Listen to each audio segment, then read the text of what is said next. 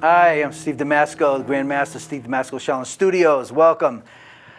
Okay, so much I always want to talk about. I do want to say that some of the things that I've talked about in the past about terrorism and in other states in this country, and I just want to say that statistically, that this New Hampshire is probably, and I know that it is one of the safest states in the country. So that's nice to know. I think it has to be because we have, so they know that we have guns. Everybody, pretty much everybody in this state has a gun, and nobody wants to come up here and bother us. So that helps a lot.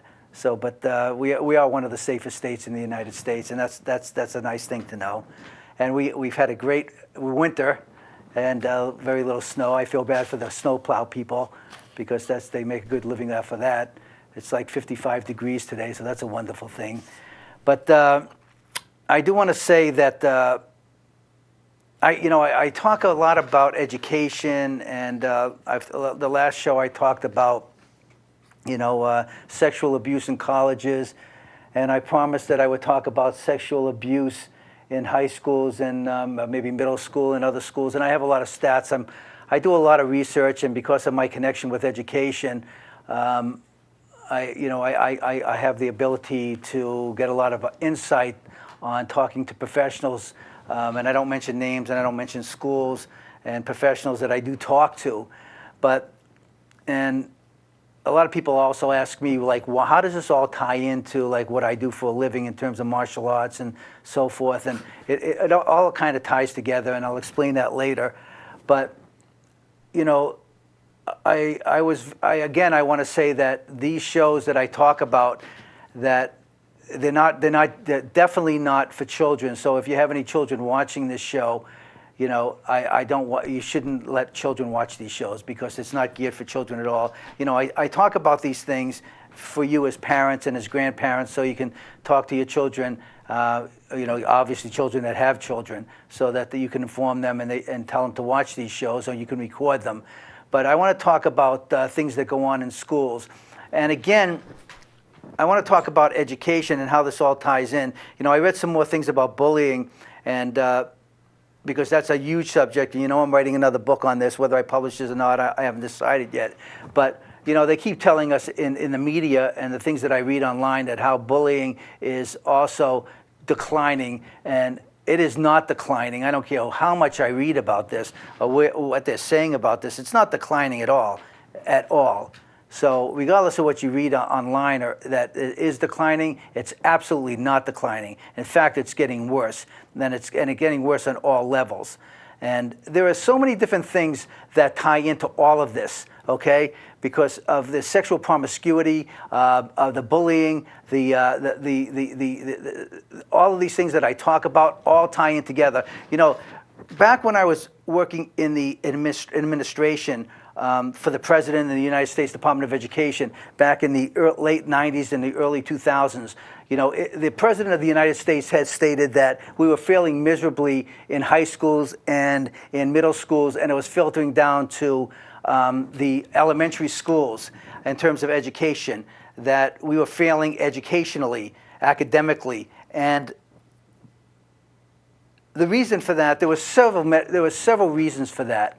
And now we're rated like number 36 in the world. We have third world countries that are beating us educationally, and all the presidential candidates are talking about how badly that we're doing in education and how they're going to make all these changes. And every presidential candidate has said that that's going to happen ever since every election they say that, and nothing has changed. It has just got progressively worse. And I don't have all the answers. I mean, but what they fail to understand is that they take isolated situations. Okay, they don't look at they'll take, okay, we're going to do federal testing, we're going to take state testing, we're going to do they look at individual subjects, the individual things, and they say, well, we got to fix this. They don't take the whole. They don't look at the whole picture. They don't look at the sexual promiscuity. They don't look at the state testing, the federal testing. They don't look at the bullying situation. They don't look at all of the different things that affect children and families.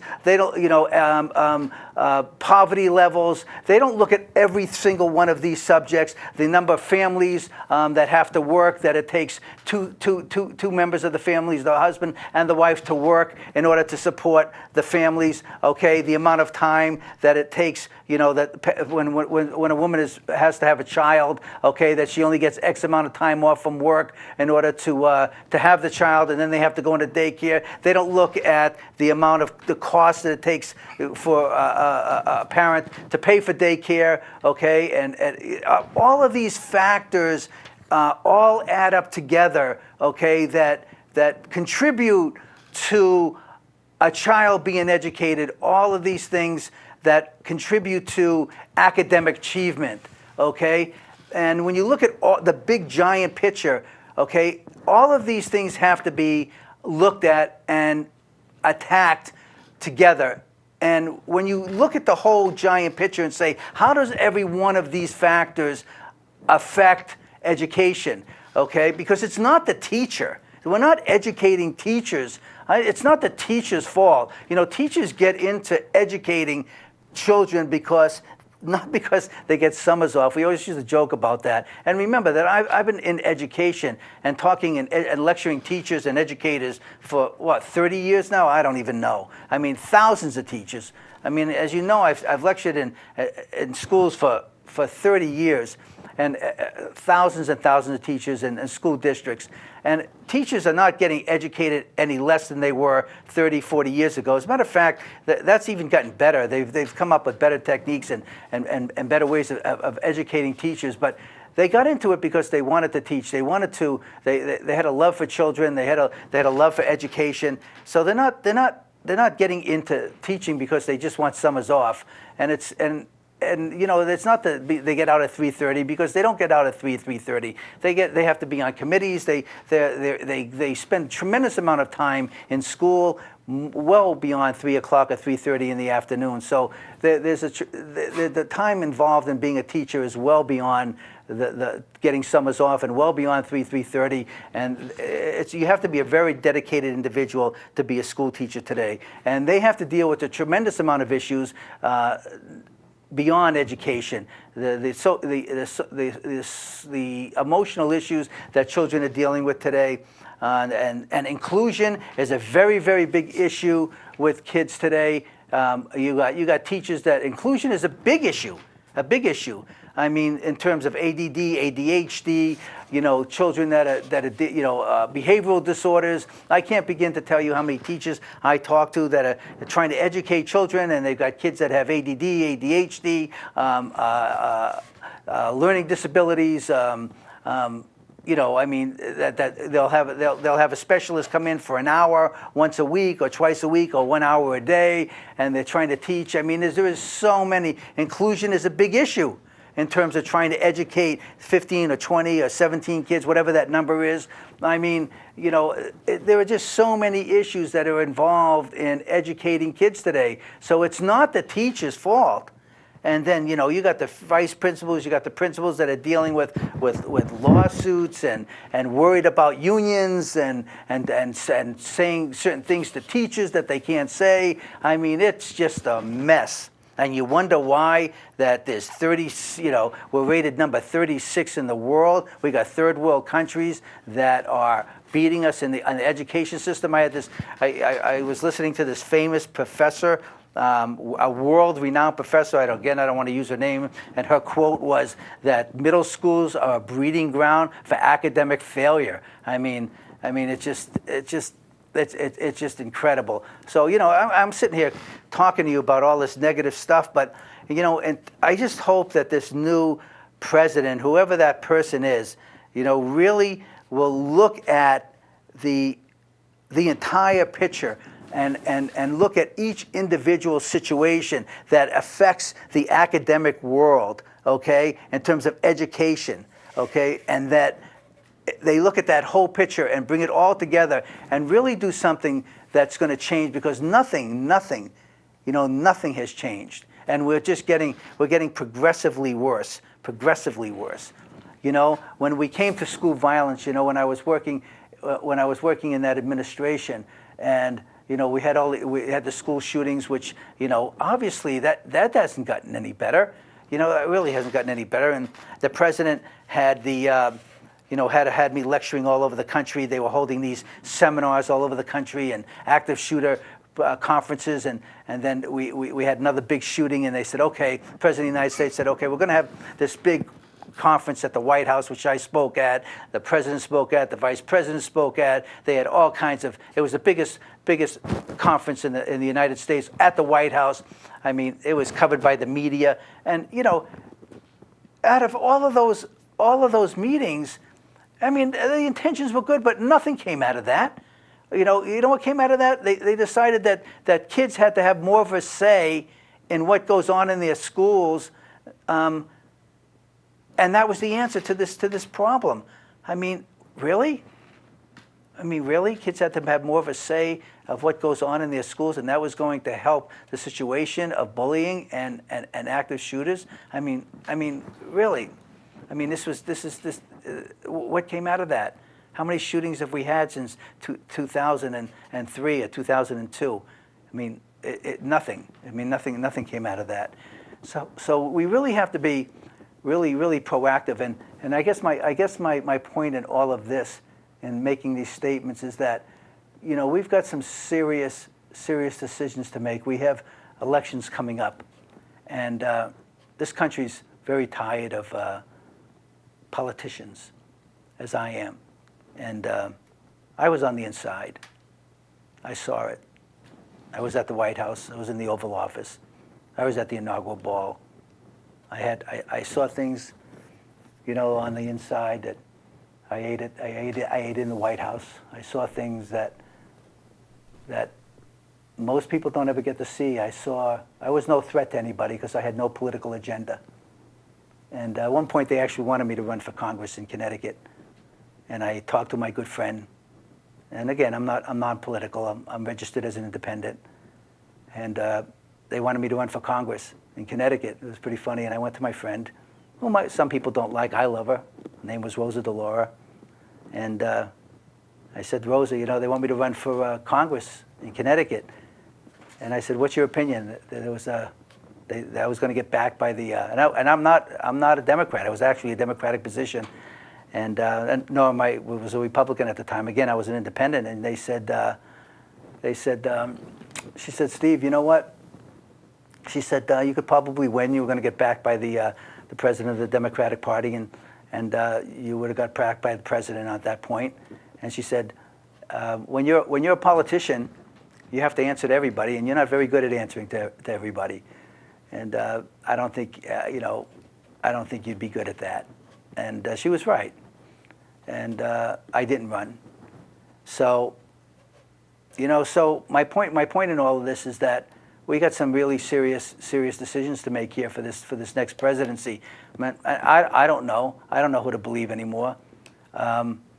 And I really don't. I just hope that the people that are running this time, that when we do vote this time, that are really going to be telling the truth, and they're going to do the right thing, because we are in a lot of trouble now, and our educational system is bad. Our fight on terrorism is truly in a very bad place, and we need 1/3 of all the Guantanamo people that have been released are back into terrorism, fighting against us, and we have a lot of issues that we have to take care of. Our educational system is really in bad shape, and it really has to be fixed. And we've lost a lot of respect from other countries that used to at least fear us and respect us. And we need to fix all of that. So I just hope that this next president that we elect does the right thing by us. So I do want to talk a little bit about what I said I was going to talk about in this next show. And I'm going to be very careful on how I say this, because it's when you start talking about colleges, which I did, I was a little bit more graphic because it's college. So I'm going to be very careful on how I word this, because it's high school and middle school. So I'm going to talk about when I do stats, I do a lot of research, okay, and I cross-reference the research before I come up with I decide on what I'm going to say. But I was going to talk about some of the sexual activities in high school and and junior high school. Okay, so first one, the American Association of University of Women surveyors asked students between 8th and 11th grades whether they had ever experienced inappropriate sexual conduct at school. Let me say that again. Between 8th and 11th grades, whether they had ever experienced inappropriate and sexual conduct at school. The list of such conduct included comments, exposure to pornography, peeping through locker room doors or holes in locker rooms, and sexual touching or grabbing. 1 in 10 students said they had been victims of one or more such things from school employees. Now I have the list of what type of employees they were, which I'm not going to say. I'm just going to say that they were school employees. 2/3 of those people had been involved in physical contact in school. One or more of those things, I'm going to skip that part. Like I said, 2/3 of them had been physical contact. This starts in K through 12. Now, they did a second survey of over 5,000 adults. And out of 5,000 adults, over 50% of them had said that they had been physically handled by school employees in the middle school and high school level, which is a very interesting statistic. Now, again, the statistic that I gave prior to the adult stat was, again, that statistic is, again, the same as most statistics, that only less than 50% of those are ever reported. Okay, now you might be wondering why, again, how this all ties into what I do for a living, is because what I do for a living always has to do with self-confidence, okay, and the ability to stand up for what you believe in and what's right and what's wrong. Because what we do, okay, what we do in our schools and what we teach has to do with right and wrong, and having the confidence to be able, if something is done inappropriately, is to be able to report that to your parent or to an adult or to even your martial arts instructors, because we will make sure that something's done about that. Because there are things that go on in these schools a lot, even with other kids. I can't begin to tell you how many cases of things that between other children in school that go on that we've had to deal with, that the parents have even had to come to us, or children have come to us and told us the things that go on, and things that teachers have told me that go on with little kids in school as young as 5 years old, which is very, very sad.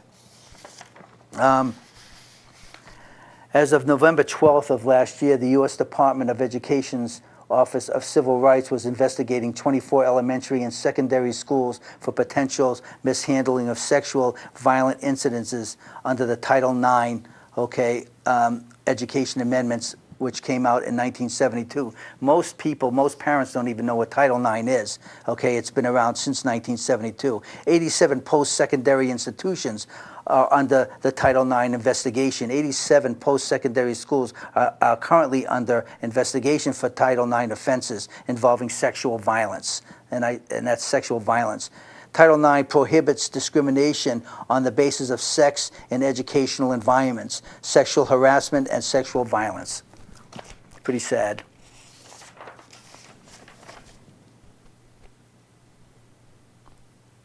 "30% of female rape and 20% of girls between the ages of 14 and 17 have been victims of sexual assault or attempted sexual assault," and another as of 1990, in schools. 1 in 4 girls and 1 in 6 boys will be sexually abused by the time they've turned 18 years old. 1 in 5 high school women, 1 in 10 high school boys. In general, I mean, I have to take like a deep breath reading these stats. In general, most rapes go unreported. 32% that are reported to the police, only out of all the rapes that are reported to the police, only 2%. Only 2%. Now remember, only 50% are reported. Less than 50% are reported. Only 2%, less than 2%, ever lead to a felony charge. So out of all of them that are not reported, and we only have less than 50% that are reported, less than 2% ever lead to a felony charge. Nearly 2,200 minors are arrested for rape each year. 9,200 more for other sexual offenses.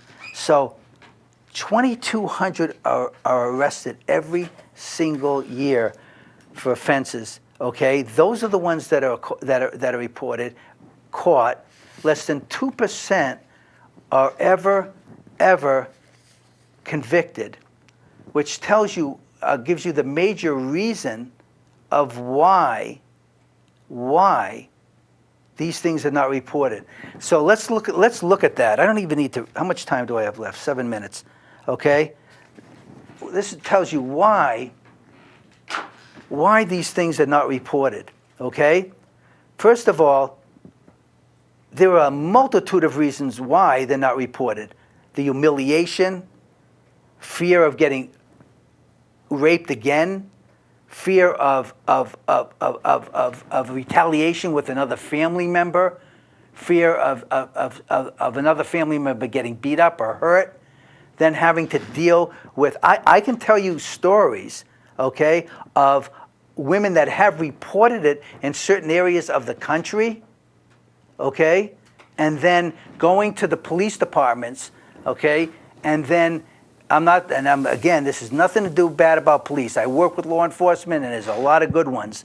But then the police humiliated the girls themselves, and because they didn't believe them. So there was just so many bad stories, okay? And this was down south where I heard these stories, by the way. But it was just, I mean, and then the humiliation of having to go through all of that. And then after all of that, if you're willing to even go through all of that, and then if the person that does the rape has good lawyers, then the good lawyer is going to humiliate them on the stand, and do everything humanly possible to discredit that female individual. And then if they're willing to go through that, and then less than 2% of them are going to get convicted, there's something wrong with that law. Something wrong. So I got about 3 minutes left. We're going to show you something from an attack from behind. Jeff? Okay. I think we went from the front behind. We got about 4 minutes, okay? The last time we did from the front, okay? From the back, somebody grabs you from the back. Jeff, grab me like in a bear hug. Let's take the back. Okay? This is good. Now remember, again, anything from behind. Somebody's got two hands on you. All right. I remember being in New Hampshire. Okay, we used to teach the bear hug where you step on the foot. Well, when I grew up in the city, so everybody used to wear thin shoes. So when the first time I got grabbed in New Hampshire behind, I saw these thick shoes, and then I did this to somebody, and they were steel toes, and they laughed at me because they didn't even feel it. So I kind of changed that technique, because the first time the guy had steel toes on, that doesn't bother them. So I changed that technique to this. Boom. I went into the kneecap, all right? So once you go into the kneecap, and remember, two hands on them, you miss the first time, it doesn't make any difference. You just keep kicking. You go straight back into the knee, okay? Then from there, boom, you go into the groin, kick again into the knee, and you move, okay? We're going to do that again, all right? Guy grabs me two hands, right? Go into the knee, hit the groin, hit the knee again, and then you're out of there. Remember, you don't want to stay there and keep fighting.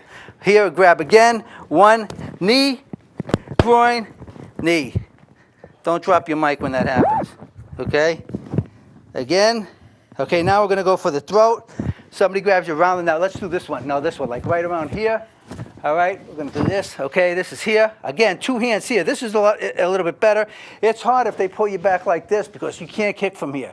So you gotta move your hand here, move your rear end, go into the groin this time. Because when you're pulled back like this, you can't kick because you're off balance. So you go with we go with the arm first, then you kick, and then you move.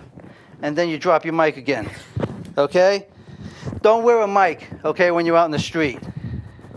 All right, so we'll do this again. Okay, remember, if you're pulled back like this, you can't kick. But you can move your body like this. Go straight back. Lock the arm. Don't bend the arm. Again, I'm pulled off balance. Straight back, lock the arm, then kick, and then you get away. Okay? Again, one more time.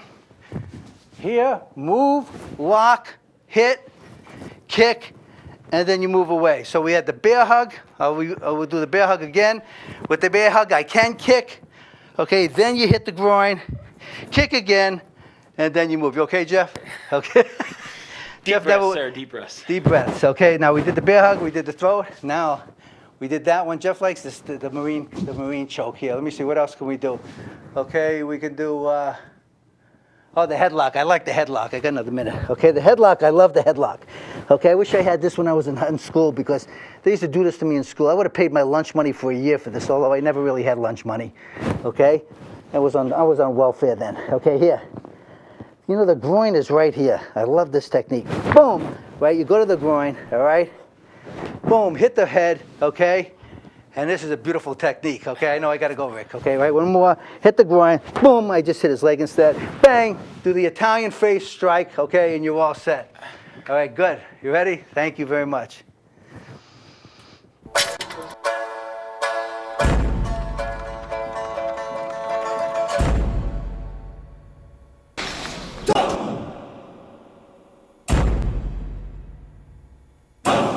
Hey!